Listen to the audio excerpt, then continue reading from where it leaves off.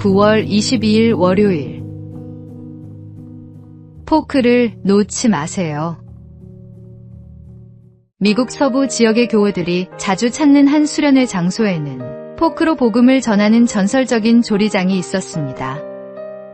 40년 동안 시설을 찾는 성도들에게 맛있는 요리를 만들어주던 조리장은 무엇보다 디저트에 가장 공을 들였습니다. 식사가 끝나고 디저트가 나오기 직전에 조리장은 식당으로 나와 사람들을 주목시키고 다음과 같이 외쳤습니다. 여러분, 아직 포크를 내려놓지 마세요. 가장 맛있는 요리인 디저트가 아직 나오지 않았습니다. 우리에게 가장 큰 기쁨과 행복이 될 천국이 아직 오지 않은 것과 같이요. 세상을 살아가며 크고 작은 고난이 있을지라도 결국 마지막은 행복이 가득한 천국이 우리의 본향이라는 사실을 조리장은 요리를 통해 사람들에게 전하고 싶었습니다. 이 조리장의 이름은 전해지지 않지만 40년 동안 포크를 놓지 말라며 복음을 전한 조리장의 이야기만큼은 지금도 전설처럼 전해지고 있습니다. 조리장의 유언은 손에 포크를 쥔 채로 관에 넣어달라는 것이었습니다.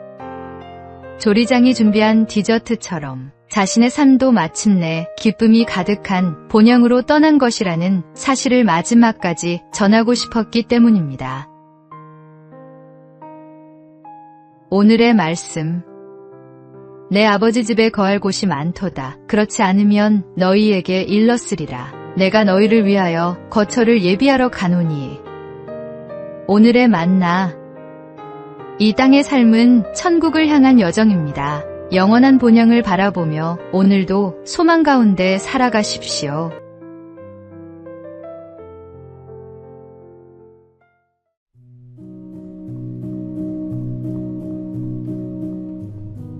(9월 23일) 화요일. 오늘을 붙잡으라. 카르페 디엠은 오늘을 즐기라는 뜻으로 널리 알려졌지만 고대 로마 시인 호라티우스의 시에 나오는 한 구절입니다. 카르페는 붙잡다, 수확하다는 뜻의 카르페에서 유래했고 디엠은 나를 의미하는 데이즈에서 나왔습니다. 라틴어 전문가는 이렇게 설명합니다.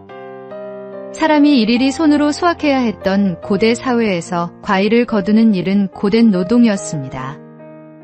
그러나 그 고된 과정을 거쳐 수확한 과일을 바라볼 때 비교할 수 없는 깊은 기쁨을 경험했습니다.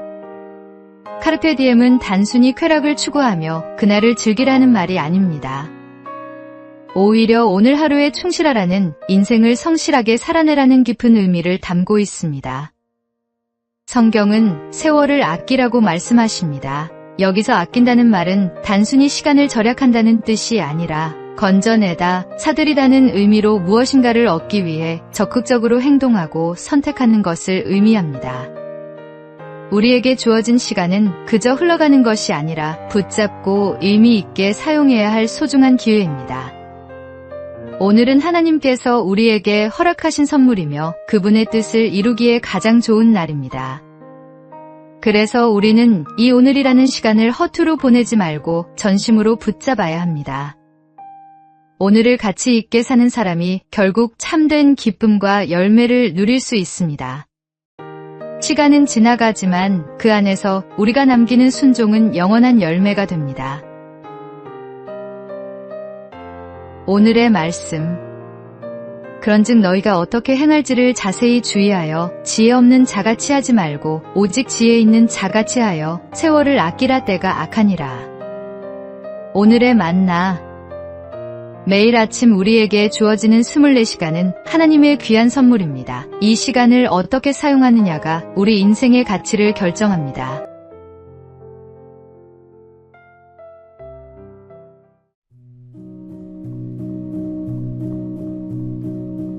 (9월 24일) 수요일. 은혜에 익숙해지지 않도록. 미우라 아야코가 쓴 소설 빙점은 지금까지 출판된 일본 소설 중에서 가장 많은 언어로 번역된 책이라고 합니다. 아야코는 폐결핵과 척추질환으로 13년 동안이나 병원에서 요양을 했습니다. 삶에 대한 미련도 꿈도 모두 잃어버린 아야코는 신실한 크리스천인 마에카와쇼의 헌신으로 주님을 만났고 그와의 결혼으로 인생의 희망을 찾을 수 있었습니다. 병약한 아야코의 모든 수발을 들고 소설가라는 꿈을 응원해준 남편의 헌신은 진정한 사랑이 아니고서는 감당할 수 없는 수고였습니다. 그러나 그런 남편의 사랑도 해가 지날수록 당연한 것으로 느껴졌고 때로는 실증이 났습니다.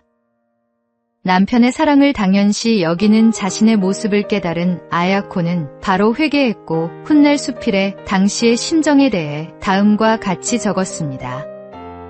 병약한 나와 결혼해준 남편이 처음엔 무척이나 고마웠다. 그러나 결혼 생활에 익숙해지자 고마움은 사라지고 오히려 화를 내고 짜증을 내는 나의 모습이 드러났다. 익숙해진다는 것은 참으로 무서운 것이다. 하나님, 저를 구원해 주신 놀라운 은혜에도 익숙해지지 않도록 인도해 주세요. 은혜에 익숙해질 때 죄에 무뎌지고 회개를 잊게 됩니다. 십자가의 놀라운 은혜는 매주 매일 새로운 감격으로 우리 마음에 샘솟아야 합니다. 오늘의 말씀. 그러므로 우리는 긍휼하심을 받고 때를 따라 돕는 은혜를 얻기 위하여 은혜의 보좌 앞에 담대히 나아갈 것이니라. 오늘의 만나. 하나님의 은혜는 매일 새롭습니다. 익숙함에 속아 감사를 잃지 말고 날마다 새로운 마음으로 주님의 사랑을 누리십시오.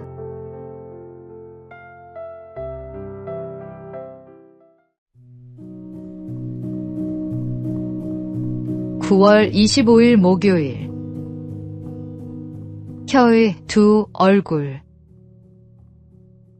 옛날 어떤 왕이 궁중의 광대 둘에게 명령했습니다. 한 광대에게는 세상에서 가장 선한 것을, 다른 광대에게는 가장 악한 것을 찾아오라고 했습니다. 얼마 후 두 광대가 상자를 들고 돌아왔는데 놀랍게도 두 상자 안에는 모두 큼지막한 혀가 들어있었습니다. 혀는 하나님을 찬양하고 복음을 전하며 상처받은 이를 위로하는 가장 거룩한 도구가 될 수 있습니다. 동시에 남을 비방하고 거짓말로 중상모략하며 저주하는 가장 파괴적인 무기가 되기도 합니다. 야고보서는 혀를 작은 불에 비유했습니다. 보라, 얼마나 작은 불이 얼마나 많은 나무를 태우는가. 작은 말 한마디가 관계를 파괴하고 공동체를 무너뜨리며 사람의 마음에 씻을 수 없는 상처를 남길 수 있습니다. 철학자 피타고라스는 혀에 의한 상처는 칼에 의한 상처보다 더 무섭다. 칼은 육체에만 손상을 입히지만 혀는 육체와 영혼을 다 상하게 한다고 경고했습니다. 그러나 우리에게는 소망이 있습니다. 성령님께서 우리의 입술을 거룩하게 하실 수 있습니다. 이사야 선지자의 입술을 숯불로 깨끗하게 하신 하나님께서 오늘도 우리의 혀를 정결하게 하실 수 있습니다. 매일 내 입이 말하는 것을 조심하며 우리의 혀가 생명의 말씀을 전하는 도구가 되기를 기도해야 합니다. 위에 계신 주님께서 우리의 모든 말을 지켜보고 계십니다. 오늘의 말씀. 이와 같이 혀도 작은 지체로 돼 큰 것을 자랑하도다. 보라, 얼마나 작은 불이 얼마나 많은 나무를 태우는가. 오늘의 만나. 우리의 혀는 생명과 죽음의 권세를 가진 소중한 도구입니다. 오늘 하루 나의 모든 말이 하나님께 영광이 되고 이웃에게 덕이 되기를 기도해 보시기 바랍니다.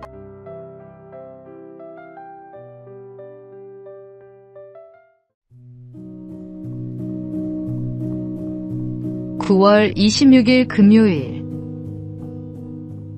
은혜의 물살을 따라. 필리핀 마닐라에는 팍상한 폭포라는 유명한 관광지가 있습니다.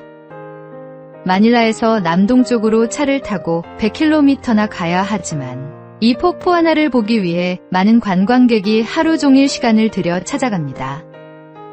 팍상한 폭포를 보려면 강 하류에서 보트를 타고 올라가야 합니다. 사람의 때가 묻지 않은 원시림을 지나야 팍상한 폭포를 만날 수 있는데 길도 제대로 나 있지 않아 강을 거슬러 올라가야 합니다. 일반인이 노를 저어서는 도저히 나아갈 수 없기 때문에 보트 하나당 숙련된 사공 2명이 올라타 노를 젓습니다. 사람 1명을 옮기기 위해 2명의 사공이 필요한 것입니다. 목적지에 도착하기 위해 사공은 땀을 뻘뻘 흘리며 한시도 쉬지 않고 노를 젓습니다. 관광객들의 말을 들어보면 가만히 앉아서 보기가 미안할 정도라고 합니다. 그러나 폭포를 감상하고 다시 마을로 내려갈 때는 거의 노를 젓지 않아도 된다고 합니다. 물살을 그대로 따라 내려가기 때문에 노를 젓지 않아도 올라갈 때 걸리는 시간보다 훨씬 더 빨리 도착하기 때문입니다. 신앙생활이 힘들게 느껴진다면 혹시 은혜의 물살을 거슬러 살고 있지 않은지 돌이켜 보십시오. 최고의 선장이신 주님께 우리 인생의 방향을 맡기고 은혜의 물살을 거스르지 말고 가만히 따라가십시오. 오늘의 말씀. 내가 여호와를 항상 내 앞에 모심이여 그가 나의 오른쪽에 계심으로 내가 흔들리지 아니하리로다.